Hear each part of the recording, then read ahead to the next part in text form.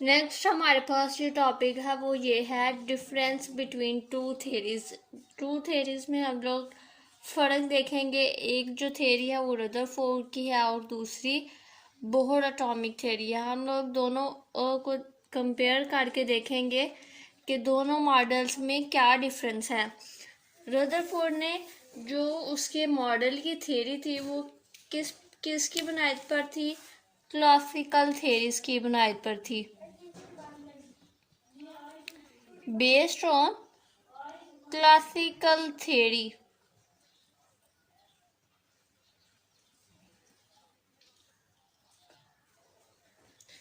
इसकी जो मॉडल की बनाई थी वो क्लासिकल थ्योरी पर थी, लेकिन जो बोहर का एटॉमिक थ्योरी थी वो quantum theory, quantum Max Planck की थ्योरी के अकॉर्डिंग थी। क्वांटम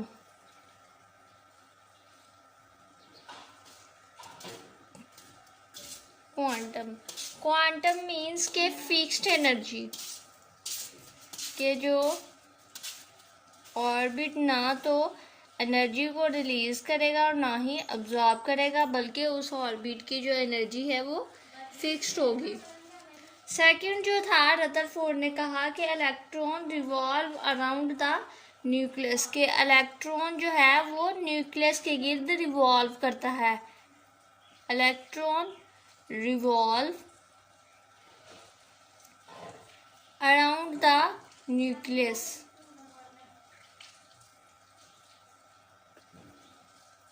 लेकिन जो बोहर ने कहा कि इलेक्ट्रॉन जो है वो अपने न्यूक्लियस के ऑर्बिट के गिर्द रिवॉल्व तो करता है, लेकिन जो उसकी एनर्जी है वो फिक्स्ड होगी, फिक्स्ड एनर्जी।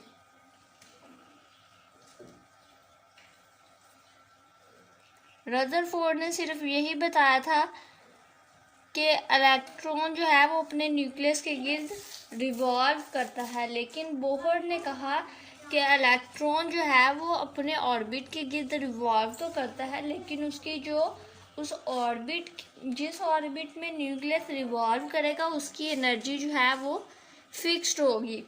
थर्ड, इसने जो है रदरफोर्ड ने ऑर्बिट के बारे में कोई आइडिया नहीं दिया, कि उसने बताया ही नहीं, अपनी थ्योरी में उसने जिक्र ही नहीं किया कि ऑर्बिट किसे कहते हैं, ऑर्बिट क्या है। लेकिन जो है बोहर ने ऑर्बिट के बारे में तो बताया ही, साथ उसने एंगुलर मोमेंटम के बारे में भी बताया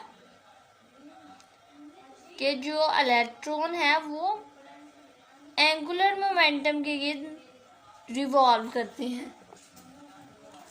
सेकंड, उसने कहा, रदरफोर्ड ने क्या कहा कि atom should produce continuously spectrum, के एटम जो है वो कॉन्टिन्यूसली स्पेक्ट्रम को प्रोड्यूस करता है, कॉन्टिन्यूसली प्रोड्यूस स्पेक्ट्रम।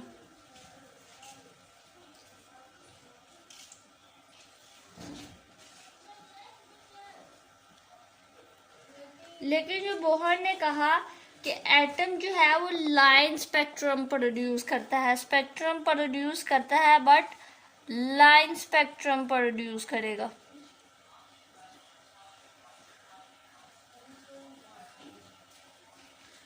लास्ट पे उसने क्या कहा, रदरफोर्ड ने क्या कहा था कि एटम जो है शुड कोलैप्स, कि एटम जो है वो शुड कोलैप्स,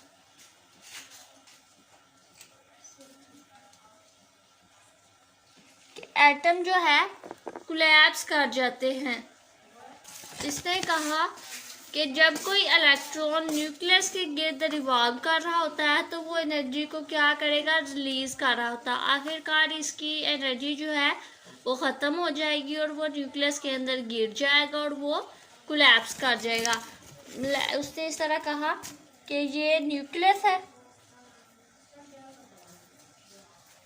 ये शेल है और ये इलेक्ट्रॉन लाइक इस ऑर्बिट में रिवॉल्व कर रहा है, तो उसने कहा कि एक टाइम ऐसा आएगा कि ये रिवॉल्व करते करते इस जो इलेक्ट्रॉन की एनर्जी जो है वो ख़त्म हो जाएगी और ये न्यूक्लियस के अंदर गिर जाएगा और एटम के साथ कोलैप्स कर जाएगा।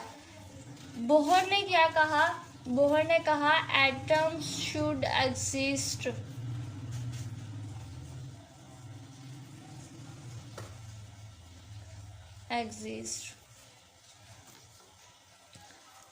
इसने कहा कि जो भी इलेक्ट्रॉन है वो उसकी एनर्जी ना ही तो एमिट होगी ना ही अब्जॉर्ब होगी, वो अपने ही ऑर्बिट में रिवॉल्व करेगा, घूमता रहेगा सर्कुलर पाथ में। उसकी ना ही तो एनर्जी रिलीज होगी ना ही अब्जॉर्ब होगी, बल्कि उसकी एनर्जी जो है फिक्स्ड होगी, ना ही ख़त्म होगी, और वो न्यूक्लियस के अंदर नहीं गिरेगा और एटम के साथ कोलैप्स नहीं करेगा। इसका और शॉर्टली ओवरव्यू ले लेते हैं कि इन दोनों में क्या डिफरेंस है। डिफरेंस क्या था कि रदरफोर्ड ने जो थ्योरी है वो उसकी बेस जो है क्लासिकल पर थी, लेकिन बोहर की जो है वो क्वांटम पर थी। रदरफोर्ड ने कहा कि इलेक्ट्रॉन न्यूक्लियस के गिर्द रिवॉल्व करते हैं, लेकिन बोहर ने कहा इलेक्ट्रॉन न्यूक्लियस के गिर्द रिवॉल्व तो करते हैं लेकिन एक फिक्स्ड एनर्जी के साथ। रदरफोर्ड ने ऑर्बिट के अपने मॉडल में थ्योरी में उसने जिक्र ही नहीं किया। बोहर ने ऑर्बिट के साथ साथ ये भी बताया कि इसमें जो इलेक्ट्रॉन रिवॉल्व करते हैं वो एंगुलर मोमेंटम में करते हैं। और उसने कहा, रदरफोर्ड ने कहा कि एटम जो है वो कॉन्टिन्यूसली स्पेक्ट्रम को प्रोड्यूस करते हैं, लेकिन बोहर ने कहा कि स्पेक्ट्रम तो प्रोड्यूस करते हैं लेकिन लाइन स्पेक्ट्रम। उसके बाद उसने कहा कि एटम जो है वो कोलैप्स कर जाते हैं, लेकिन बोहर ने कहा कि एटम जो है वो कोलैप्स नहीं करते, क्यों ना कि इन इलेक्ट्रॉन्स की एनर्जी जो है वो फिक्स्ड होती है और वो अपने ही इलेक्ट्रॉन में रिवॉल्व करते रहते हैं और उनकी एनर्जी ख़त्म नहीं होती।